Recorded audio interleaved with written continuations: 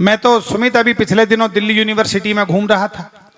अचानक एक सज्जन आते हुए टकरा गए। बोले इधर से मेरी लड़की को जाते हुए देखा है क्या? मैंने कहा लड़की वड़की तो कोई नहीं थी, हाफ पैंट बनियान में सिगरेट पीता हुआ एक लड़का जा रहा था। बोले वही तो मेरी लड़की थी। मैंने कहा आप उसके बाप हैं क्या? बोले शट अप, मैं उसकी माँ हूं।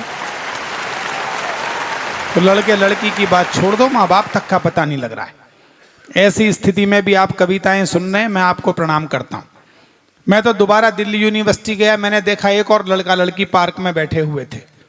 अचानक लड़के ने लड़की से कह दिया आज की शाम तेरी जुल्फों की छाँव में सुस्ताना चाहता हूं।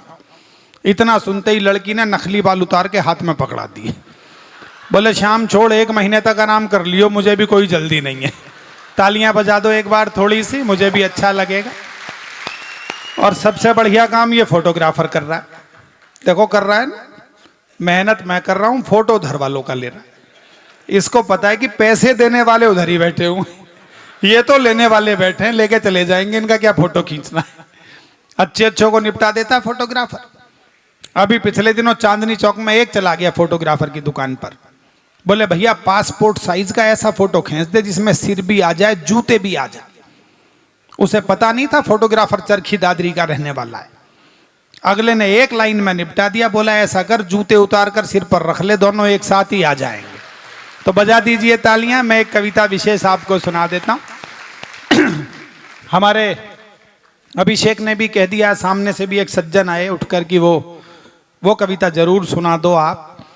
और मैं सच बताता हूं दोस्तों, जैसा मेरे बहुत प्रिय भाई सुनील ने बताया, मैंने सारे रंगों में कविताएं लिखी हैं। कविता के जितने भी रस हो सकते हैं, 9 के 9 रसों में मैंने कविताएं लिखी और हर विधा में लेखन किया है। 21 पुस्तकें मेरी आ चुकी हैं।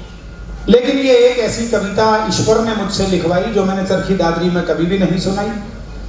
लेकिन मेरी लगभग 36 वर्ष की काव्य जीवन की सर्वश्रेष्ठ कविता है। इससे अच्छा मैंने कुछ लिखा नहीं है।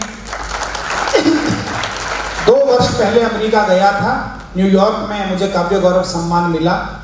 जैसे यहाँ 4 दोस्त ये सामने आकर खड़े हो गए, तो ये सच है अशोक भाई, मैं सरस्वती के चित्र के सम्मुख सौगंध खाकर कहता हूँ, मेरी जिंदगी की अविस्मरणीय घटना थी कि 7 समंदर पार अमेरिका जाऊं, न्यूयॉर्क में कविता पढ़ूं और सामने से 5 श्रोता खड़े हो गए थे कि प्रवीण भाई भीष्म प्रतिज्ञा नहीं सुनाओगे तो हम तुम्हें अमेरिका से इस बार जाने नहीं देंगे। तो यदि भाइयों का आदेश हो गया, मैं तो कुछ और सुनाने के लिए खड़ा हुआ था। हरियाणा की जमीन है और आप जानते हैं कि कुरुक्षेत्र का मैदान आपके हरियाणा में ही है। उस मैदान में जब युद्ध हुआ महाभारत का, तो कृष्ण ने कहा था कि मैं इस युद्ध में अस्त्र शस्त्र नहीं उठाऊंगा। और भीष्म ये घोषणा करते हैं कि मैं कृष्ण से अस्त्र शस्त्र उठवाकर मानूंगा। हम सब लोगों के घरों में, बहुत सारे घरों में, सनातनी परिवारों में एक चित्र लगा रहता है जिसमें भगवान श्री कृष्ण ने रथ का पहिया उठा रखा है, भीष्म को मारने के लिए दौड़ रहे हैं और भीष्म घुटनों के बल हाथ जोड़कर बैठे हैं। उस चित्र को, परिकल्पना को ध्यान में रखिएगा और मैं सीधे सीधे कविता शुरू करता हूं, सुनिएगा। इस गद्दी के चक्कर ने भारत की हालत गारत की। इस गद्दी के चक्कर ने भारत की हालत गारत की और इसी चक्कर में होती दुर्गति मेरे भारत की। एक एक पंक्ति पर ध्यान चाहूंगा चरखी दादरी वालों आपका।